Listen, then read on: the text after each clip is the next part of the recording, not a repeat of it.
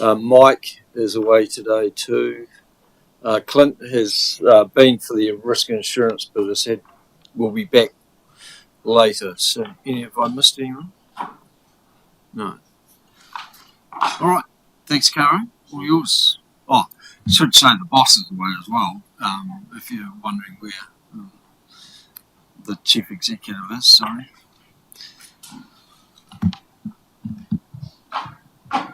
Great. Thank you, Mayor Bernie. Kia ora koutou. Good afternoon, everybody, and welcome. We're starting our LTP post-audit pre-consultation update. So where we are today, we have a group effort, a team effort today, as we head into the period just before we present the documents to you for adoption. Here we go. Lost my touch. And so we are focused on these items for today. We're covering an update from audit. Jacinta will give you that in just a moment. We have uploaded a further update to the consultation document. Thank you for all the feedback that we received on there. We've made some updates and are working on some others. Lisa will also present some of the design of it as well, so that you can see what it's looking like as we are progressing. Anne and Lisa will present the updated communications and engagement plan, building on feedback that you provided last week. We have an update on fees and charges with one change that Jacinta will speak to. And Lisa Poynton will lead us through with the development contributions policy and charges, so updates that have been made there. So what we seek today is we'd like to leave knowing that we have captured any issues you've identified with the material presented today to finalise the documents for the 6th of March Council agenda, not identify my spacing issues. Any feedback also on the consultation document that you have today, and we ask that you provide any additional feedback by the end of tomorrow so it can be finalised on the 23rd of February, so this Friday. This is to enable us to have all of the documents ready for the council agenda, which will go out next Wednesday. So we remain firmly in the do section of our triangle. We're asking for your feedback, direction and guidance. And with that, we head into our first piece, which is our audit update. Jacinta. Thanks, Cara. So audit this is their 3rd week now in terms of the audit. So originally we were thinking that it would be a couple of weeks. There was probably a little bit of optimism in terms of the levels of skills for the group and how quickly they could get through that work. So they're still working through the final stages of it this week. While they're not issuing an opinion, they have thoroughly gone through all the supporting information and made sure that they are reviewing all of the content that we have provided them with. Because you've made a decision not to audit the consultation document, they still are looking at the consultation document, but they are only seeking to confirm our preferred option in terms of whether they can trace that through in the financial model. So just to give you a sense, previous audit opinion on the consultation document would have been to give an opinion that it was a fit document for consultation with the community. So that isn't the case with the consultation, but they are reviewing all the supporting documents. Talking to Clint late last week, I think for him, when he talks about some of the areas that he's concerned about, or not from a there's an issue with what we've done perspective, but more from a for our council, are the challenges we've got around our capital program. And as we're going to talk about today, and it's something that you're all aware of, there are challenges with us needing to limit our capital program because of our borrowing challenges that we have. And those challenges around maintaining service levels and infrastructure with the requirement to limit capital spending. And I know Daniel will talk about that when we talk about our capital program. But, for example, we may need to limit some of our renewals because we need to make investment in our treatment facilities, for example, because there is only so much money we need to spend. So from that perspective, that's absolutely something we would expect that audit raise with us because it is a significant challenge for us as a council. In terms of the financial strategy, they worked their way through that, confirmed the information within there. They haven't raised anything specific in terms of issues with that, other than acknowledging the challenges we have around increasing debt, and particularly in the first 6 years. So, leading into the consultation document, in an ideal world, in talking to Clint about this, we would have had some form of understanding of how well through the documents they were and what their thoughts on those documents are before we go out for consultation. That is not something that they're willing to provide an opinion on or a firm view on. They'll do that for the final. But what I have done today is just ask Clint if he would be comfortable coming to the workshop next week and giving a view of the work that they've done, and so that you have an opportunity to hear from him about the work that their teams have done and any views or risks or challenges that they want to raise with you as a table. So hopefully I'll hear back from him and I will let you all know. It is a strange position we're in relation to audit at this stage of it. There is some comfort absolutely that they've been through the documents and that he is raising issues with us as they go, but there is that level of risk for us around not actually having something solid in terms of an opinion for you. Does anyone have any questions around that one or any comments they wanted to make?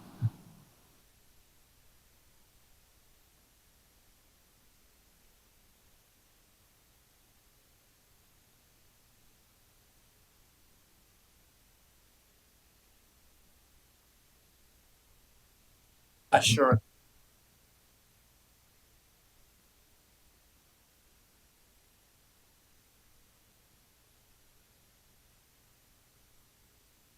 Around our pre-orders stuff, we have that assurance around the testing of some of the numbers, and although there's been some changes, I think that can address some of the concerns or issues that were raised by the independent member. It's a good point because they absolutely have done that. They've looked at, Daniel and his team, they looked at what changes have there been in the capital program between the LTPA and now. If there are changes in the capital program at a project level, why were there changes? What's changed in the projects? What's causing that difference? So they've worked through that kind of work. They've also picked a selection of projects that they want to go back and understand the assumptions and the methodology that we've used as a council to come up with those assumptions that have driven that project. So there is some good analysis and investigative work that they have done in that space. And Councillor James, you're right, they definitely have done the work that they did in the LTPA has given them some comfort moving into the significant increases that we've got for water.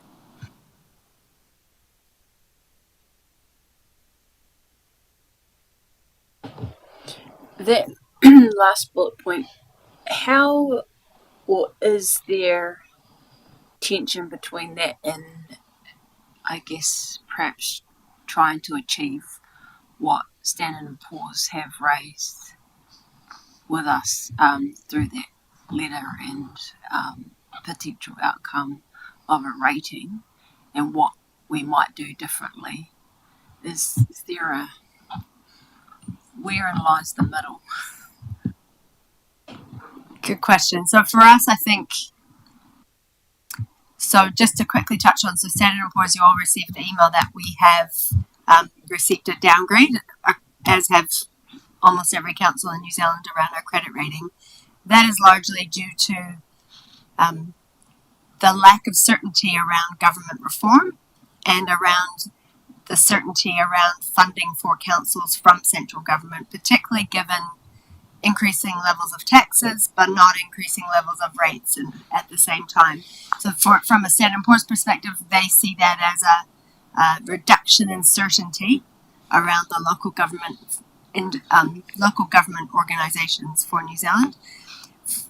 I guess for us, we have for a long time had what they call after capital tax deficits is one term that they have. What that means for us is that we haven't fully balanced our budgets in the past, is one key factor for that. So we have through the last few years, even though they've been difficult, we have lifted our funding to make sure we're providing more and more towards depreciation, reducing our debt-funded operating costs so that we are balancing our budget, and we will by year 3. So from a Standard & Poor's perspective, that looks good. We are heading along that trajectory well in terms of balancing our budget and also raising our rates to help bring debt down. So from that perspective, we're doing well. Also from doing what we say we will is over the last 2 or 3 years, we have landed very, very close, if not slightly over, how much we say we will deliver in terms of our capital program. And so being clearer this time with audit around, and we did talk to Clint about the fact that tonight and next week we'll talk to you about Dan and his team will talk to you about the proposal of this is the capex that effectively meets the limit, and this is the capex which is below what we can currently do, and being really clear about that for the final is really important for audit as well. So Standard & Poor's will look, we will have some challenges by the fact that our debt for the first 6 years of our plan is getting pretty close to the 250% limit, but giving them the certainty around we're raising rates as much as we can and is reasonable to help offset that. We're balancing our budget and we're doing what we say we will help to offset those challenges we have around the fact that our debt does need to be high at the moment.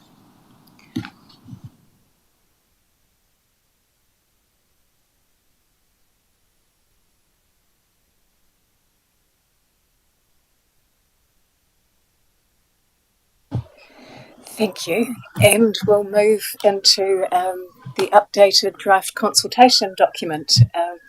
And just as Lisa and Anne come up, just wanted to again thank you for the feedback that we received, and that in the updated draft that is in your portals, you'll see that we've included some detail about the implications of proposals to reduce rates, particularly the reduction in hours.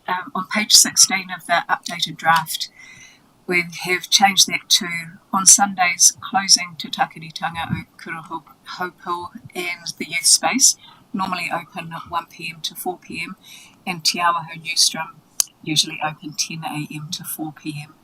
To be upfront about that, as it would attract questions. Okay.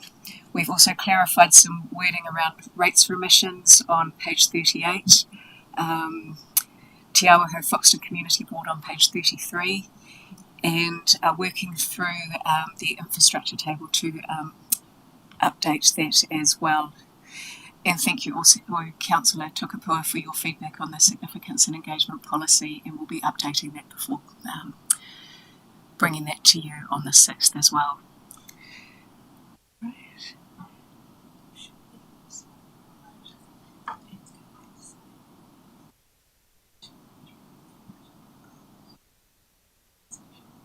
Oh, yes, and we'll also be updating the waste minimisation and management section as well to add a bit more detail. We'll be including the purpose and goals of the plan as well.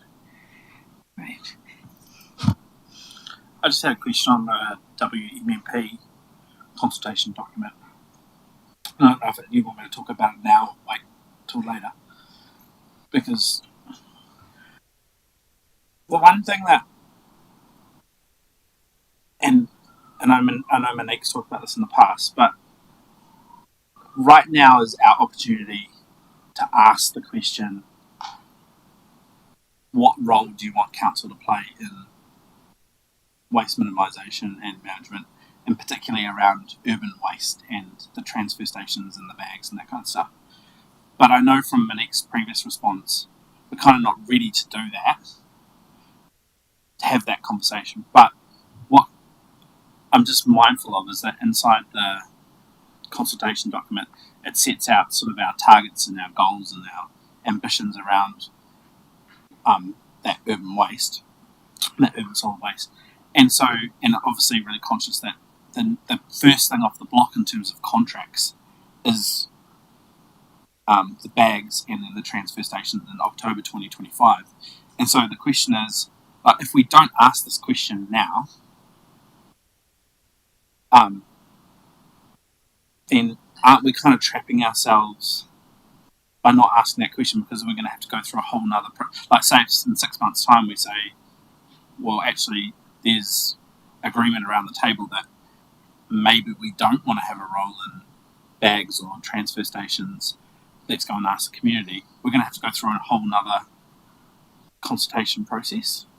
And so even though at the moment our proposal is that we retain it and that we continue to provide that services, can we do anything through this exercise to at least ask that question around the role, so that if we change our mind in 3 months' time, that actually no, we don't want to play a role in this space, we can actually make that decision or not? Am I totally off? Yeah, at a higher level, we will be going out with questions around the goals set out in the WMP, and the team are looking to weave a engagement process into the LTP consultation, which will actually ask the community to rank some of those. So, be that reducing waste, making it easy to recycle, providing best practice disposal of urban waste. So those things kind of lead on and will help some of those elected member decisions post-consultation on the level of service for recycling. But ultimately, as we start to bring forward information around the cost for services of contracted bag collection, options to further our market share, the operation of transfer stations, it can provide a signal without directly asking the question, should council own a transfer station or should council provide a bag at your gate? It'll help to inform some of those decisions based on the feedback from the community. And so the team have some ideas that we can perhaps talk to on that. But I guess the question, that's good. But I guess the question is, so is the engagement that we're engaging in sufficiently framed and sufficiently adequate to cover off that, avoiding having to go into another consultation process if we make a decision to stop doing something? Or is it always going to involve another process if we actually say, no, actually we're going to change direction?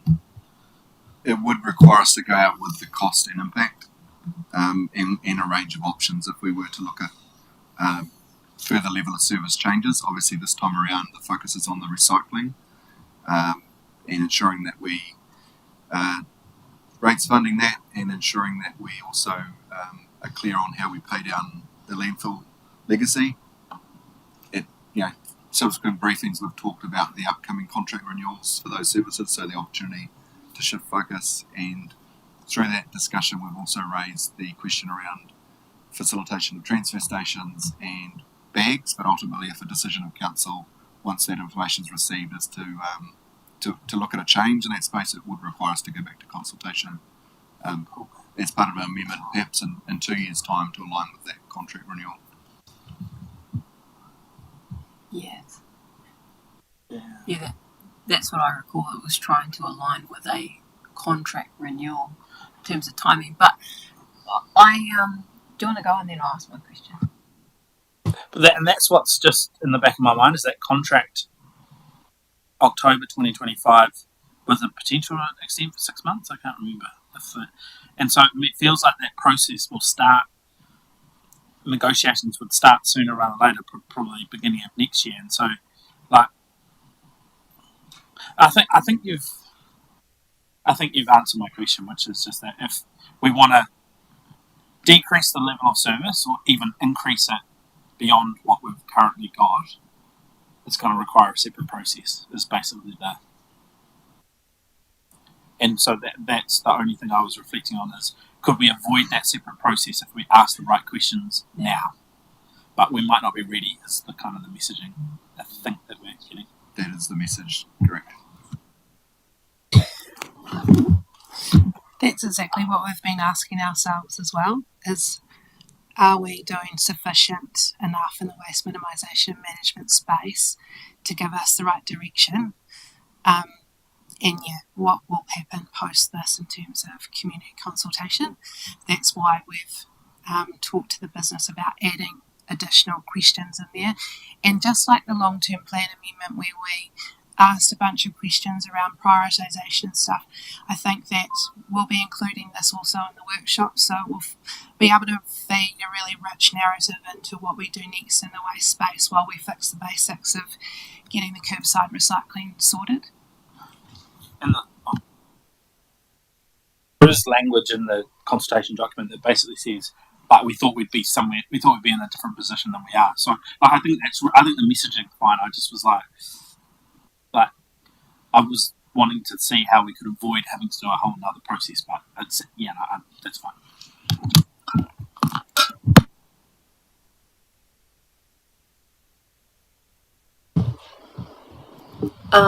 I'm still in solid waste, but almost like a educational piece that leads into all these questions and things, options that you speak about. And that is what, as a council, we must do, like making it quite plain. This is what, MFE, this is what we must do. This is what we currently do. This is what's optional. And here's some other new initiatives. How about, and understand, like unpacking it so that when people are answering, they have some knowledge base and understand actually, I thought councils had to do that, but they don't. Well, if that's an option, then I'd probably choose this. And yeah, again, with the financial impacts behind that obviously helps with the decision-making process for some people.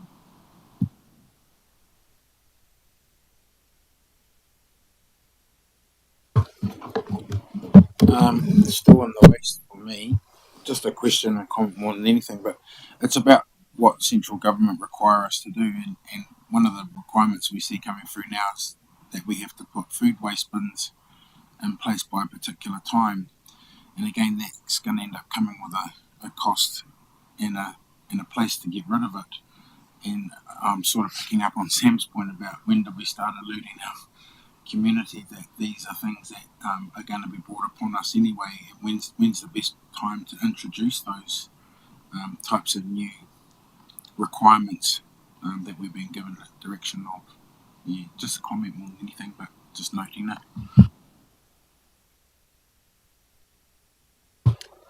Yeah, I acknowledge there are a number of directives and attached to that from MFE we actually get a subsidy.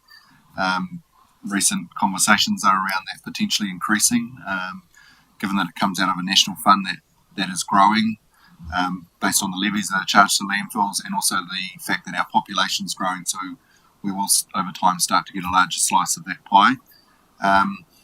But effectively, we've been quite clear in the engagement to date around the long-term plan consultation topics was to reaffirm that position around recycling, the fact that we have an anomaly where some residents receive the service and aren't paying, so it's reconciling all of that and reconfirming a voice from the community to say, do we want this service? And one of the late introductions into the options was to consider removal of the service and the impact that would have, and effectively going against government direction that hasn't necessarily been mandated to say we must do it, but it's certainly encouraged. And in the future, obviously, if recycling was made mandatory along with food scraps, that would require us to start thinking about how those were funded. But very much the process today has been around ensuring we cover the rates costs for our landfill. That's a big conversation in itself, and then ensuring that we understand from the community their appetite for recycling. So some of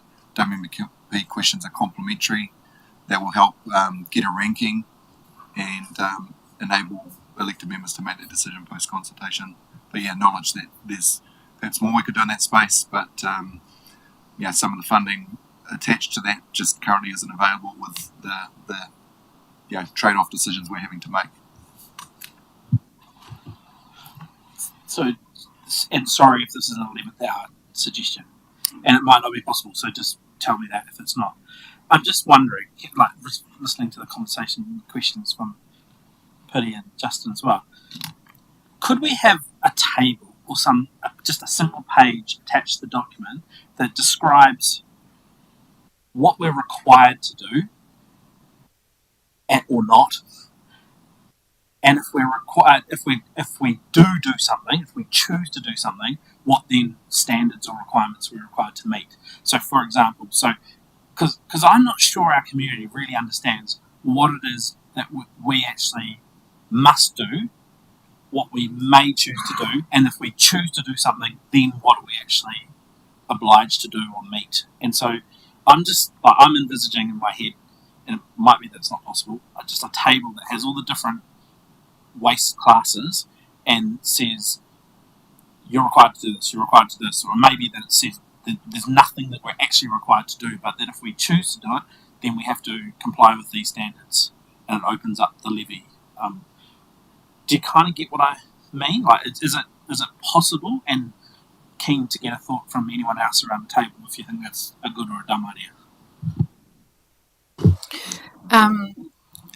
It's absolutely something we could do, but I think that if we are to meet our deadlines, if I'm being completely honest with everyone, around delivering a consultation document on time, we wouldn't be able to get the information we needed for that, to create that table. What I've written down from Pity Hitter's comments as well is like what we must do, what we currently do, and other new initiatives. And I think that sort of layout would be a really easy way for our community to understand what we're legislated to do and sort of the nice to haves. And I think if we wanted to have a meaningful conversation like that, we would need to understand the impacts financially and on rates and the costs. So it's something we would absolutely look to do when we are in a position to consult further on solid waste and waste minimisation and management. But we're working to a deadline of Friday. So I absolutely, it's valuable and it's valid, but I think at this late stage we'd really struggle to meet our deadline. So just on that vein, and acknowledging this is about the adoption of the work on the consultation document, and given Monique's or Sam's comments particularly, and Monique's comments of that we're not there yet, which I think most people totally understand, and I'm not sure if this is something we do or not, but given when the LTP is actually adopted, can we signal on that if the will of the table is that councils have signalled that they intend to want to see a total review, or whatever you call it, of the whole solid waste?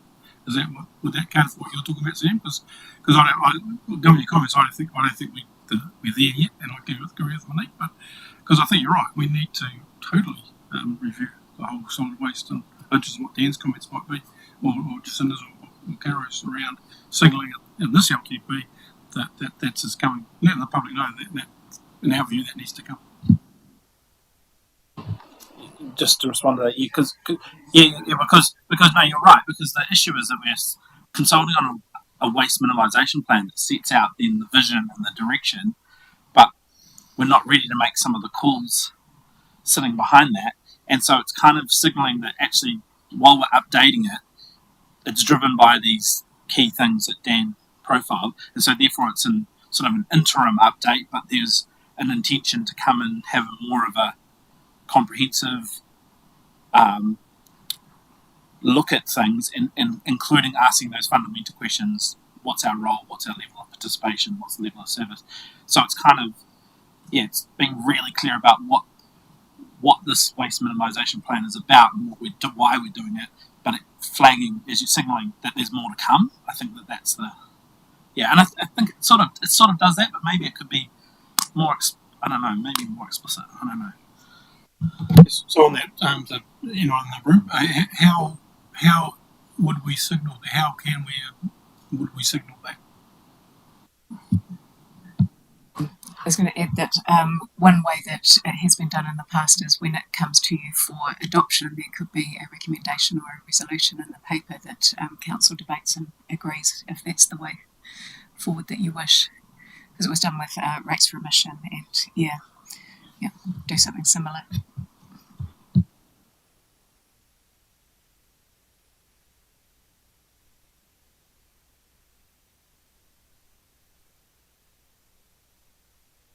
And it's a good one to have because it's the one we've been having internally.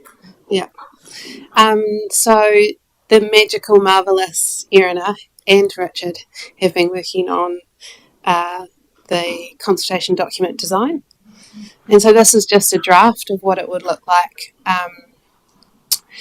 They're probably 80%, 90% through it at the moment. So just using imagery. We looked at YPA's resource recovery consultation document because that was one of the documents we were told was best practice when we sat in on a webinar about writing good consultation documents. So we've used their design to lay out our topics and the options in a much clearer way. We've started to incorporate illustrations as well. We've tried to use some visual illustrations to talk about what we do rather than it being too copy heavy. So that's a little bit around the design of the document. Anyone got any feedback?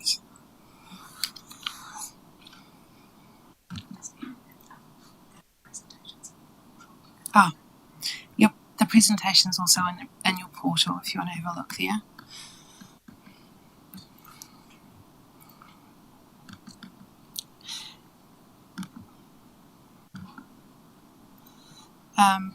If you do have any feedback, can you get that to us by the end of the day, please?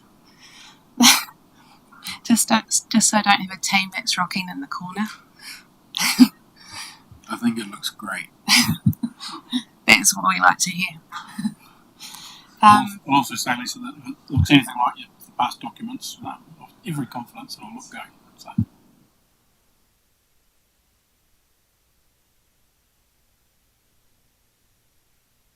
Consultation and engagement update. So I just thought also in your portals is the sort of concept behind the brand campaign because of you. I just wanted to include that because Christine's done quite a bit of thinking around how we might just show a tautoko to our community and sort of create a narrative that really is around partnership and, there's a sort of co-creation that we have when people pay their rates and when councils are enabled to deliver the services and facilities that we do.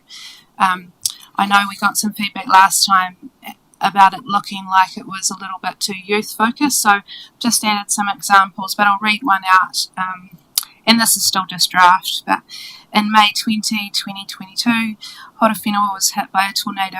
It caused a lot of damage and disruption to much of the community.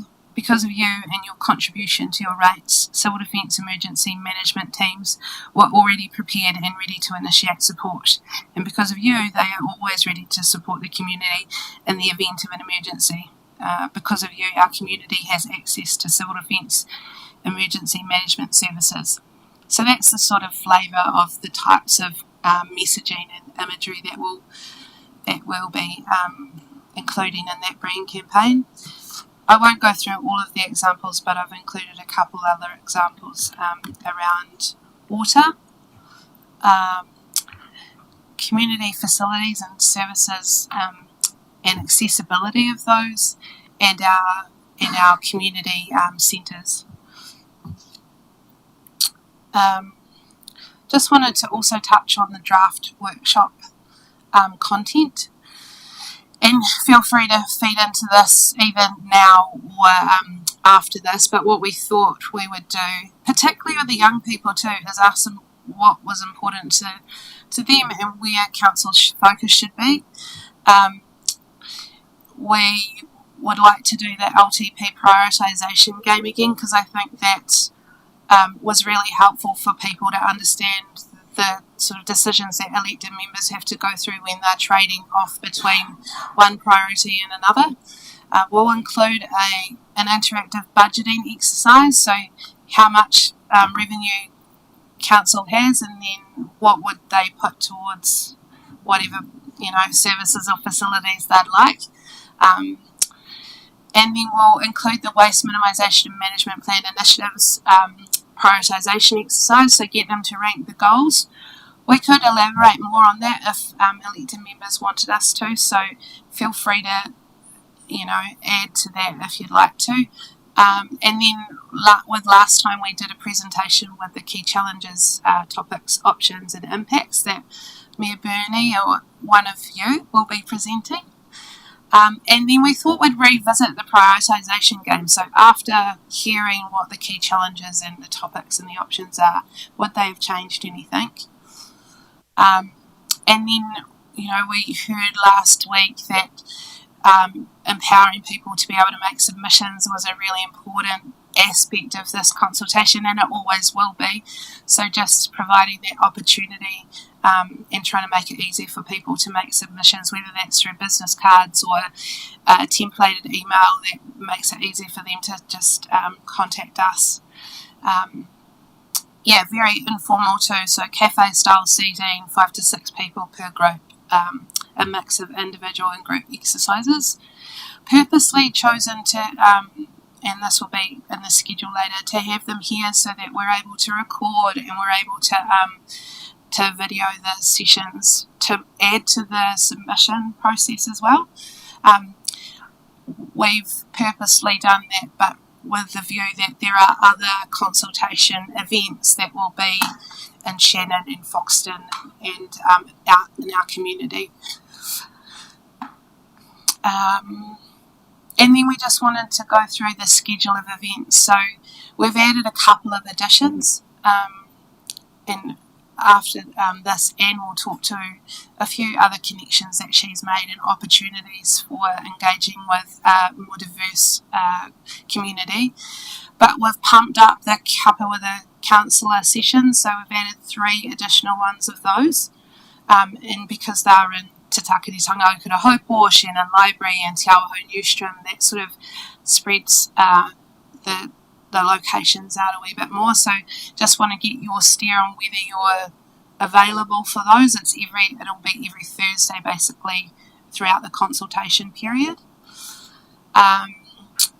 We also just wanted to discuss the opportunity of having a focus group at Moepuko Tribal Authority and a focus group with Te Tūmata Kāhoki and Te Korohi.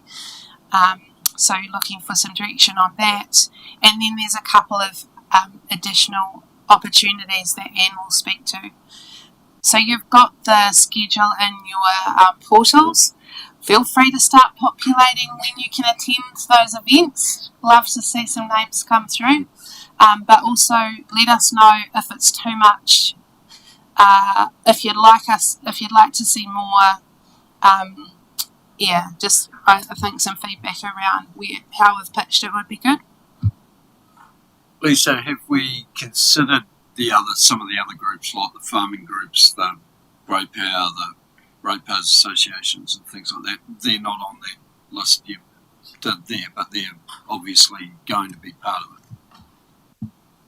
Yeah, they'll absolutely be included. We'll be emailing out those groups as part of, we've called them community groups, but that's all of, and it's our access and inclusion committees, it's our community wellbeing committees, it's all of our current networks.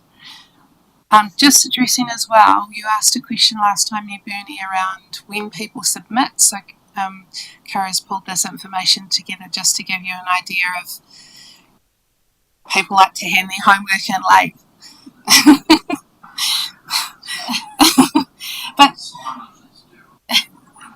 But this has actually been quite helpful for us because we've been thinking about how do we make it easy for people to submit, and do we provide a friend of the submitter service?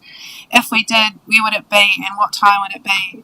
So we've used this information to look at whether we do that in Te Takititonga Okura Haupo during, and we've looked at the peak foot traffic times of when people are visiting there and Te Awaho Newstrom the most, so that if we were to provide that, it would be most effective. So this is just a rundown of the key events. The events in red are the additions. But I'll let you look at these in your portals. Yeah. And then I'll hand over to Anne and let her talk through the various connections she's made with community groups and youth, and just we'll seek your guidance on whether you're able to, we should be committing to these engagement activities. And yes, we had a few technical difficulties with this spreadsheet. Deep, can you hear me, Alan? It must be me. I was just gonna just share some comments back to the because of you thing. I just signal I can be available for the Kappa councillor dates at the various locations wherever they throw me, as well as the focus groups. I'd be happy to be part of those as well. Just the because of you branding, I went through some of the ones you've provided. I think we need to add a word after that, and I think it should be we. Because I think everything we do should be inclusive. So because of you, we are able to provide emergency services. Because of you, we are able to provide community. I think it's just bringing it back into that we're doing it together, because you don't have a choice with rates, and I've said that before. The other thing too is just noting we need to be prepared for the opposite reciprocation comments coming back to us. And I note that quite often our page now has comments taken off because it can get a little bit out of hand. So, just managing some of that after effect too of what might come back from the statements here. Thanks. Thank you. That's good feedback. I'll just address your last comment. We try really hard not to hide any comments, and we try really hard to respond to our community. We try really hard to be fair, but hold our ground when things are important. And so, we made the decision this week to turn off comments on a post that we were getting a bit of hate speech on, and I fully support that. We tried to moderate, but in the end, it wasn't worth the well-being of our staff. So. No, and I note and thank you guys and the team for that, because I do follow it, and I was really impressed when you made the decision to put a halt to it. So, yeah, I absolutely support it.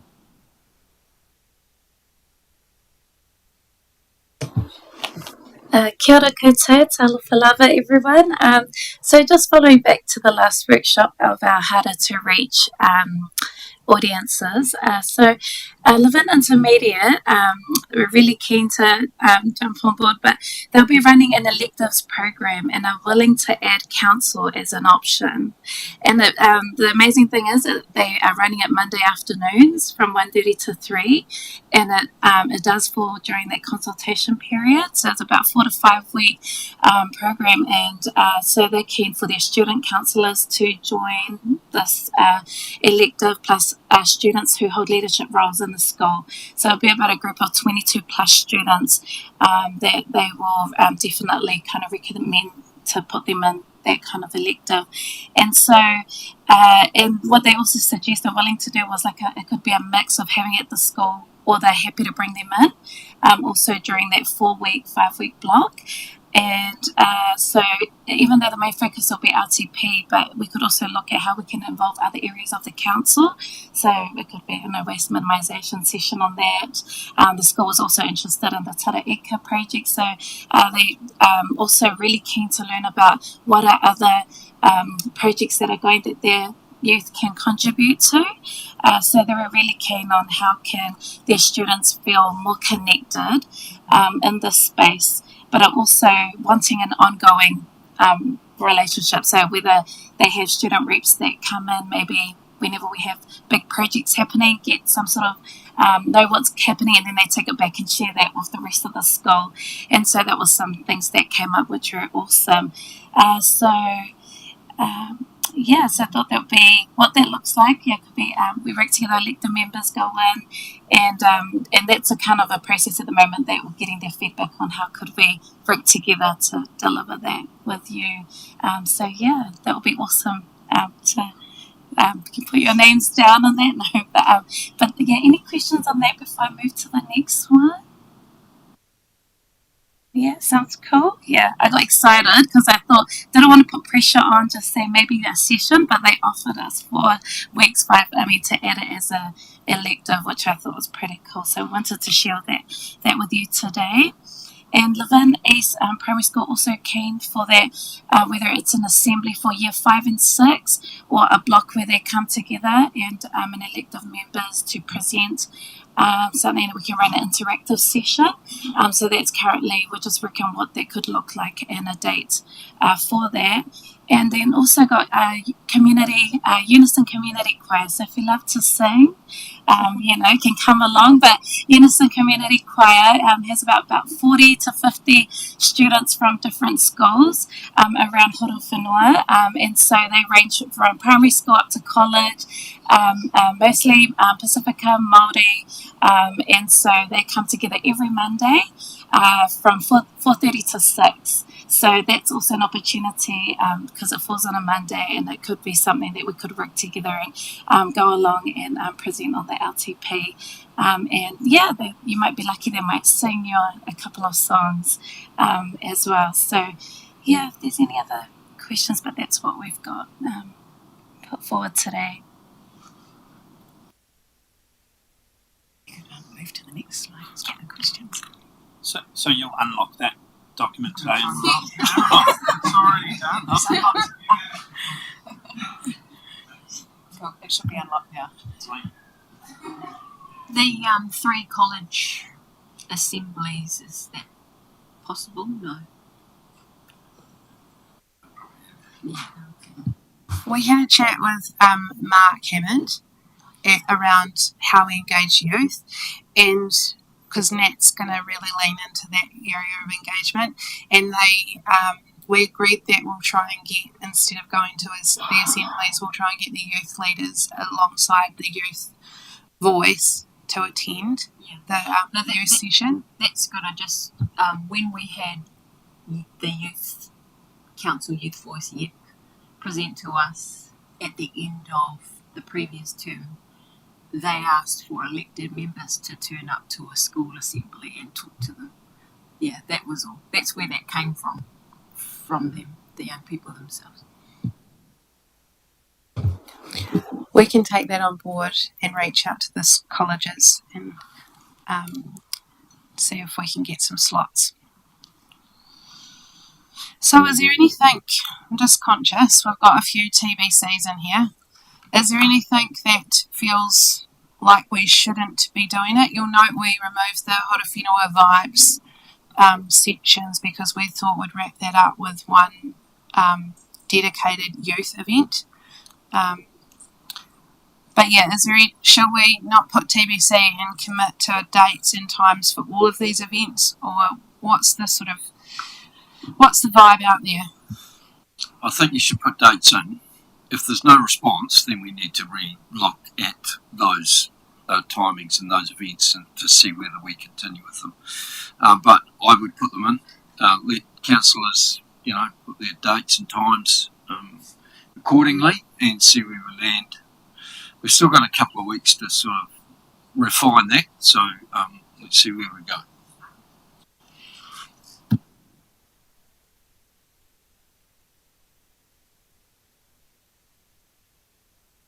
Cool, if there's no other feedback, we'll move on to the next section. Yeah. Great. So Jacinta will be coming up to talk about the fees and charges. The one change there, and be followed by Lisa Poynton about development contributions.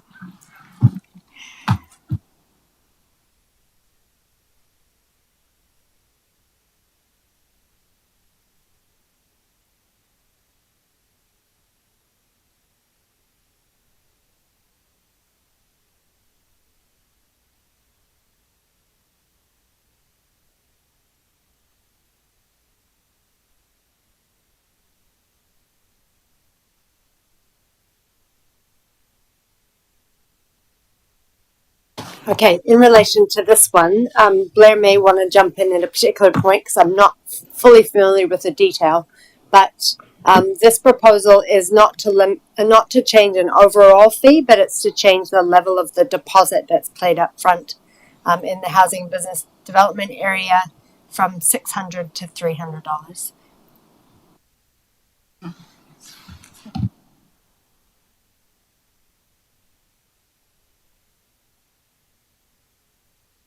So at the moment, just to confirm, people pay a higher deposit. If they don't use it all, then there's quite a bit of admin around making sure we're refunding that deposit. So it just is more reasonable amount up front, so you limit the amount of potential refunds at the end.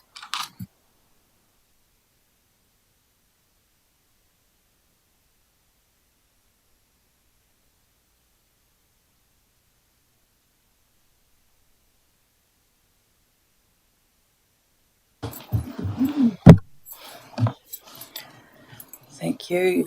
Kia ora katoa. So just going through the changes that we have broached with you regarding the development contribution policy. So at the start of the review, we signalled that we were required to update the policy to support the principles of Te Ture Whenua Māori Act that was a requirement under the Local Government Act. In that space, we have reached out to our iwi partners but haven't managed to connect with them. So we suggest that that will occur as part of the consultation events that we have planned, and Lisa have just run you through. The suggested approach in the policy at the moment is to remit the equivalent of a rural charge for Papakainga developments. This it's sort of in the order of $6,000 to $7,000, and that seems to be in line with how Auckland Council has approached Papakainga development and taking these new requirements into account. Sorry.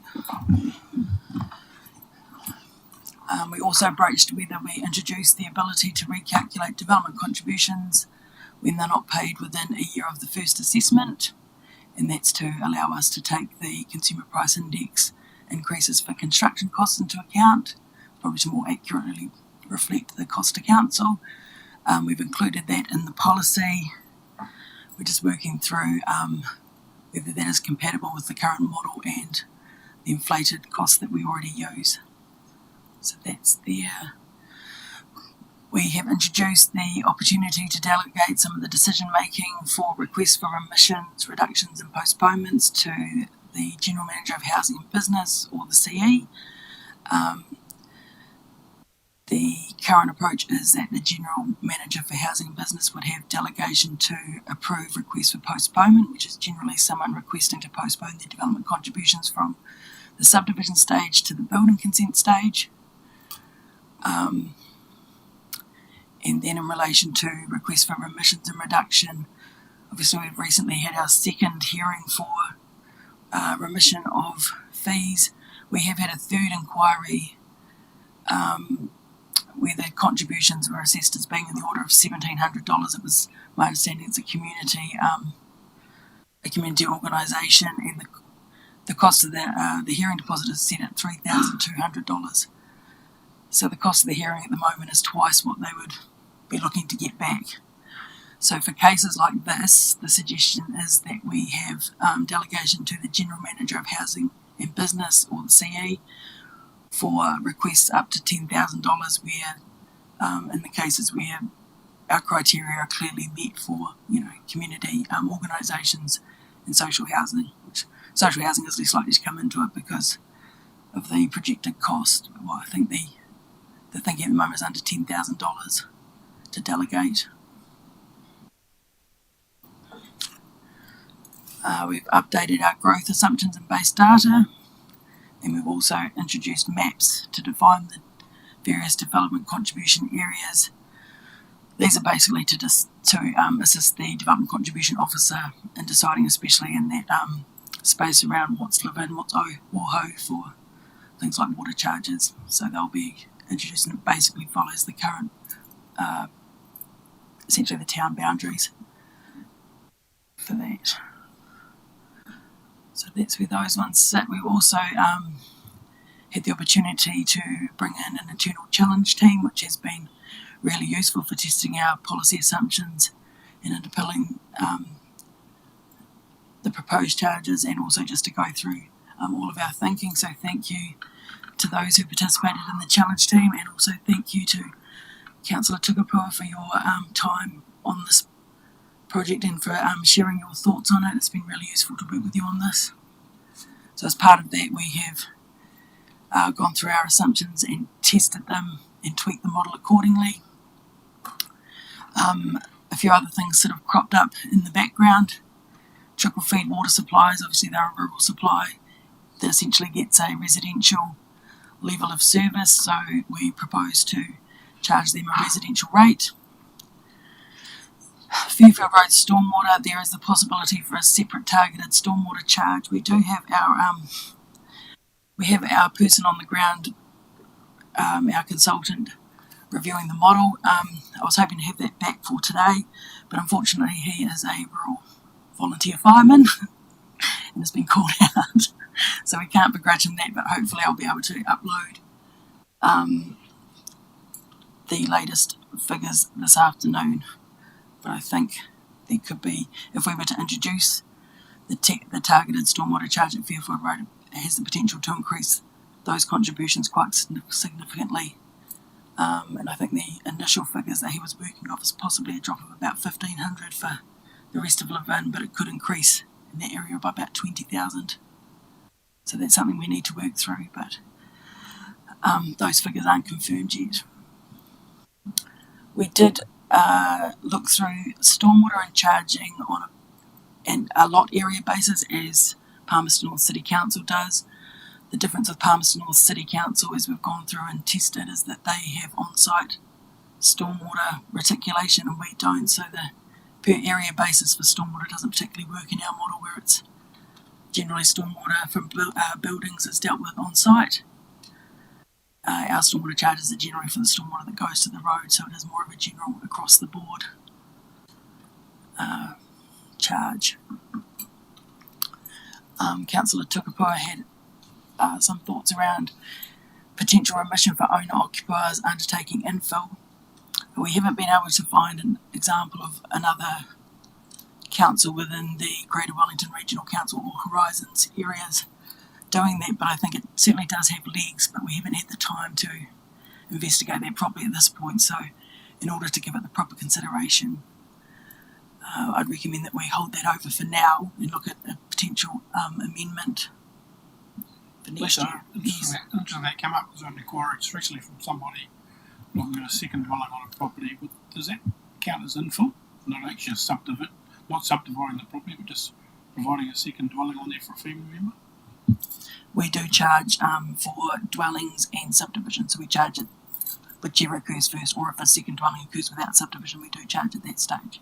Noting that there is, of course, that 50% rebate for single bedroom dwellings already included in the policy.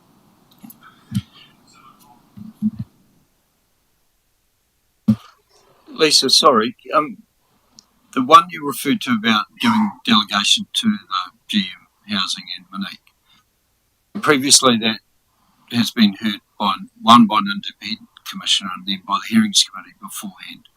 What's the change then? So does that mean the hearings committee won't be involved, or is this something extra on top of that? The proposal is for when the remission is greater than $10,000, when the requested remission is greater than $10,000, that we would take it to the hearings panel. Otherwise, it could be considered internally. Yep. And another. Sorry, Kelly. In terms of that $10,000 cap, I assume that's per remission, per development. Is there potential for some kind of overarching cap, given we might have a developer that might do 100 developments of 100 lots that are technically separate and be able to get a remission on each of them without going? Yeah. Is there some catch for that loophole? We hadn't considered that. I think the change proposed is really just sort of to make those small. It's really targeted at the smaller requests for remission, so that if someone. I'm aware of the target and that it's unlikely to be exploited, but I would not like to introduce a loophole where developers could be developing multiple different lots and getting remissions on each of them that exceeded that threshold. The intent, was primarily around charitable and other community-based organisations, not around privateers. So it would have criteria. I think, as Lisa indicated before, that would stipulate that. So it's where there's a community benefit, and the value is really under the $3,500 to go to a hearing. Makes it nonsensical. So the idea was around about that number. Could be less than $10,000 if you see fit. But it was really just so we could have some input into those requests that come to us through those community-led organisations. Yes, just to clarify, we weren't planning on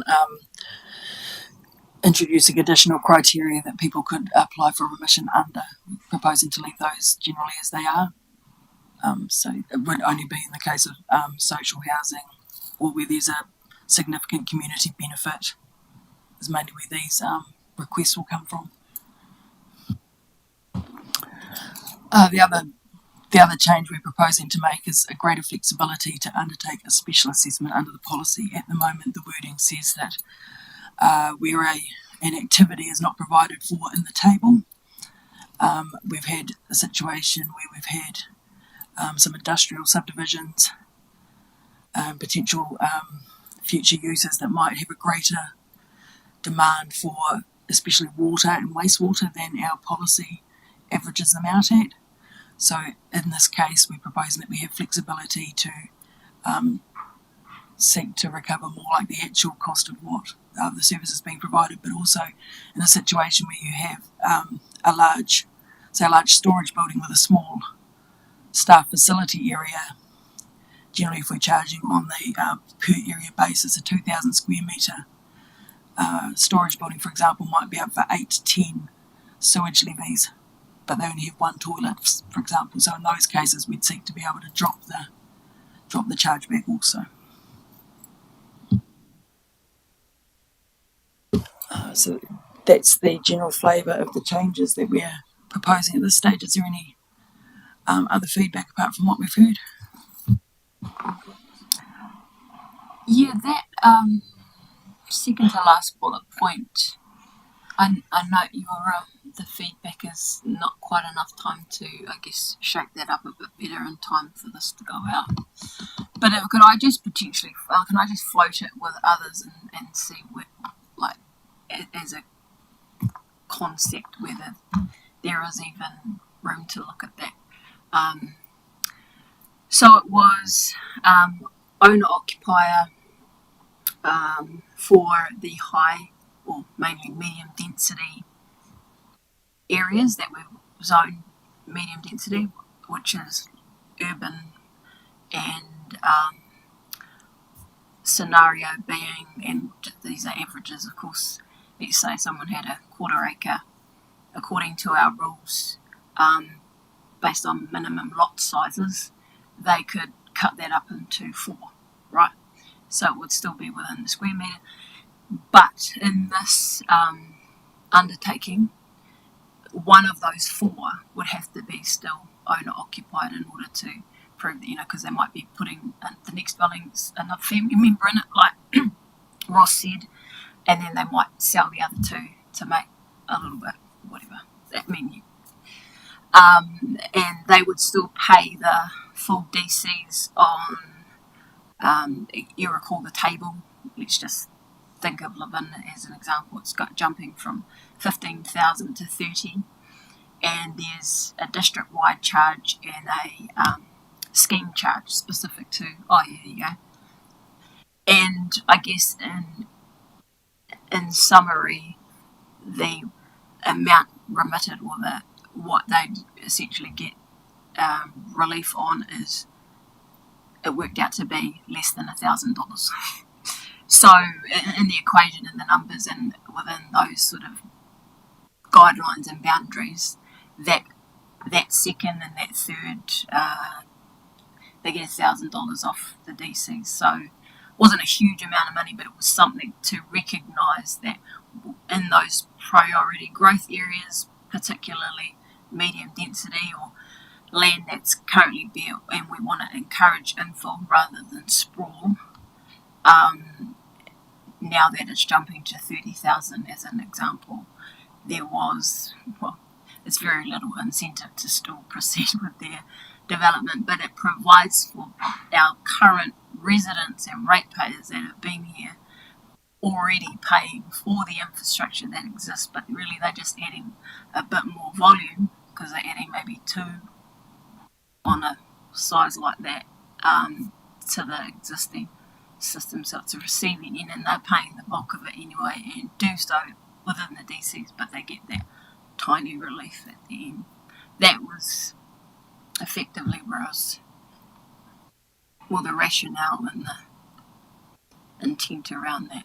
So I didn't think that it was a big ask, but due to type, I guess it's squeezed out, which is sort of a shame because when is that going to get looked at? A couple of years or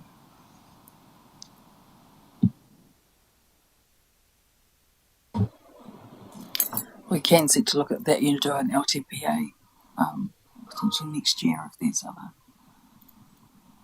We can do an annual review of the district development contribution policy if needed. Yeah, we could. Yeah, so it could be as early as next year, but noting that it's another whole year that people would have to pay that charge under. Yeah, I think some of the conversation around that was that we needed to do further work to refine where there was a savings cost from infill rather than just a less structured nominal remission, given the fact that we are starting to encroach on that 250% debt limit, and a lot of our costs currently sit in the upgrading of water and wastewater supply and disposal, and it's based on that theory that if there is a unit of need and demand, there's a cost associated with that has to be provided for from somewhere. But along the feedback provided that if there is existing infrastructure, that we will commit to doing further work to understand if there is efficiencies to develop with infill versus just simply greenfield, and provide a little bit more science around the justification or remission, which would provide more robust for others that perhaps weren't privy to that remission. Yeah. So 330 squares is the minimum size within medium density zone. So it was all numbers and measures and quite within existing district plan rules is what I was proposing. So it was just to recognise that the owner-occupier who remains there and does some infill, adding a family member at the back or something, they're not going to get extra penalised, or I guess they won't have second thoughts about doing it or try and just get a little bit ahead in tough times. They're not doing massive development here, that they could be, or a tiny relief, that was all.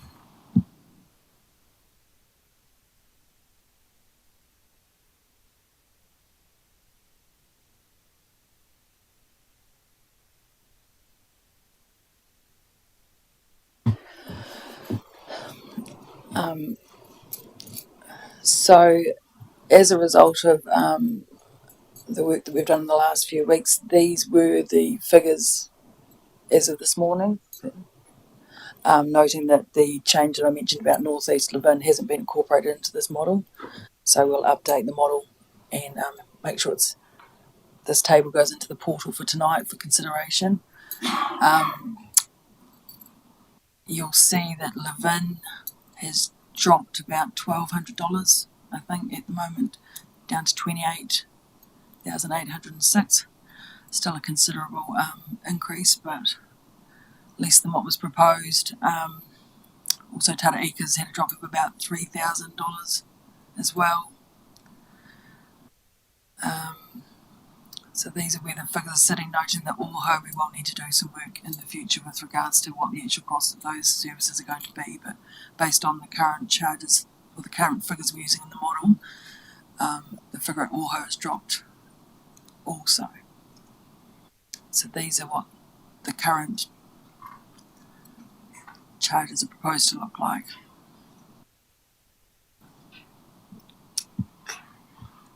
So,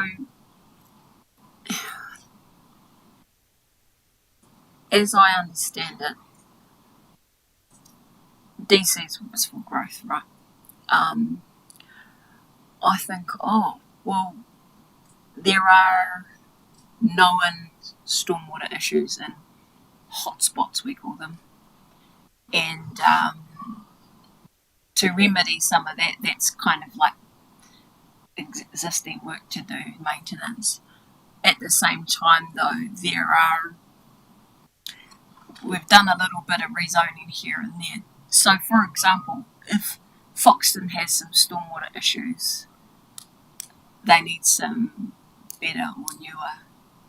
But also, there's just that over there that connects to this. I can't. Why would they only have $5? Don't they want better stormwater? Got like maybe it's the Horizons thing I'm thinking of, which is different again, and that whole saga. And it was going through the town effectively, but now it's going around or not going. I don't know. I just hopefully in terms of timing, the 5 is right, and we're gonna bump it up later, just so they get some stormwater infrastructure. Yeah, I suppose in simple terms, if it's not in the LTP, then there's no opportunity to pass that cost on, and that would certainly require a commitment of council if we were to advance conversations further with Horizons around a contribution. But yeah, that hasn't eventuated to a point where we'd have a level of confidence to put it into the long-term plan and the backing behind that. And it would ultimately be an elected member decision. I've got 2 questions, and I'll try and frame them in a way that means we don't have to stop the live streaming, because I think it's an element that's sensitive. But I'll try and frame it, and then if the answer needs to, yeah. So the development contributions policy currently has a different approach for residential to commercial and industrial units of demand. And so, how confident are we that the settings are right in terms of the commercial and industrial methodology? And then I guess the separate question to that is, because commercial and industrial pay a higher rate or higher proportion, aren't we best to try and incentivize or encourage faster industrial commercial development at a larger scale, because it brings in more DC revenue in a concentrated manner rather than phasing it out? Does that make sense?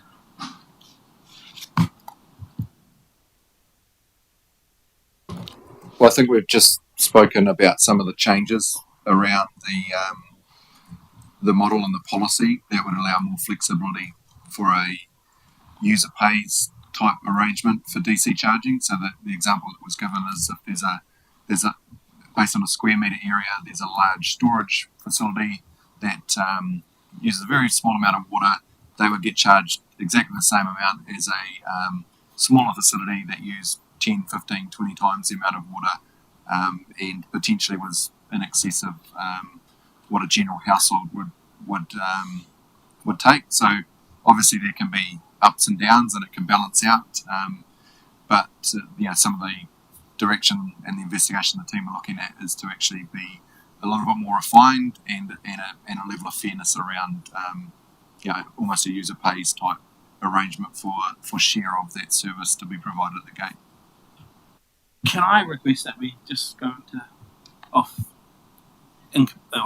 live stream, because I want to ask something about something quite specific, and it's just not.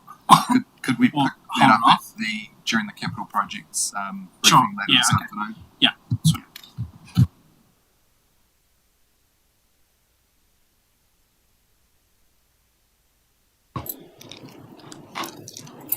Okay, so based on that. Great, thank you. Yes. So, if there's no more feedback about the DCs, I've got one big kind of overarching question. Before we finalise all of our documents for you to consider for adoption, do you have any remaining concerns or questions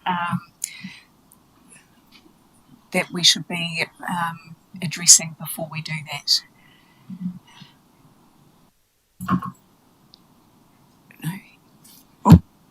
I'm just assuming that the email feedback that those issues raised, for example, by me, are being picked up on. Yeah, good on you, thank you. And just for the table at large, I just raised the question about somewhere at the front end of the document, the who should pay what question. You know, it's this thing where we talk about user pays, the importance of, you know, the people who receive the benefit paying and so on. But the document seems to me to be fairly silent on the question, for example, around ability to pay. And so having those sorts of questions for the public to be thinking about under fairness and equity.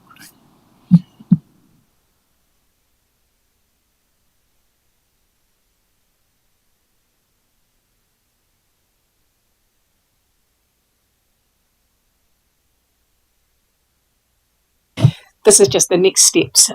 So, reminder, any further feedback on the consultation document, if you can get that to us as soon as possible, please, so that we can finalise the documents for Friday.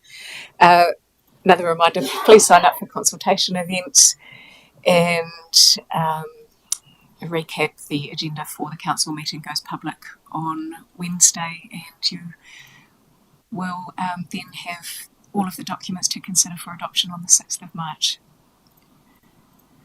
Great. Thank you.